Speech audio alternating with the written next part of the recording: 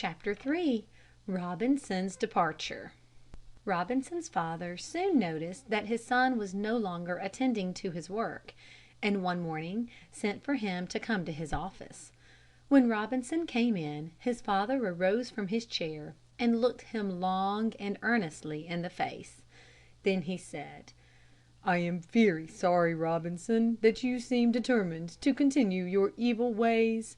If you do not do better, you will grow up to be a beggar, or worse."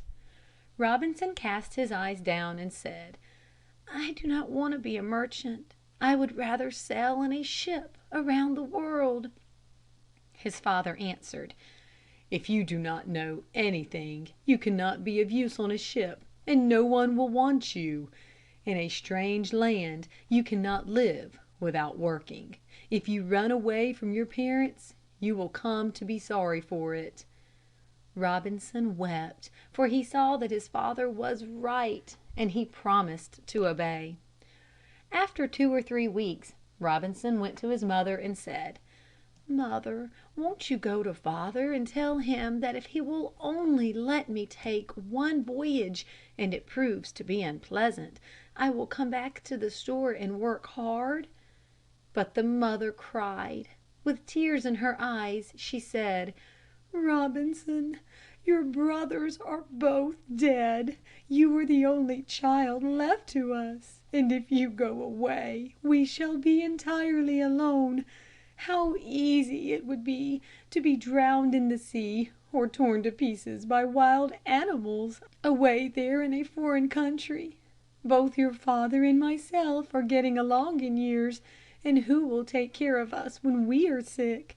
Do not cause us the grief we must suffer if you go away so far amid so many dangers. I cannot bear to have you speak of it again." Robinson did not speak of it again, but he did not forget it. He was 19 years old. It was one day in August that Robinson stood at the wharf looking longingly after the departing ships. As he stood there, someone touched him on the shoulder.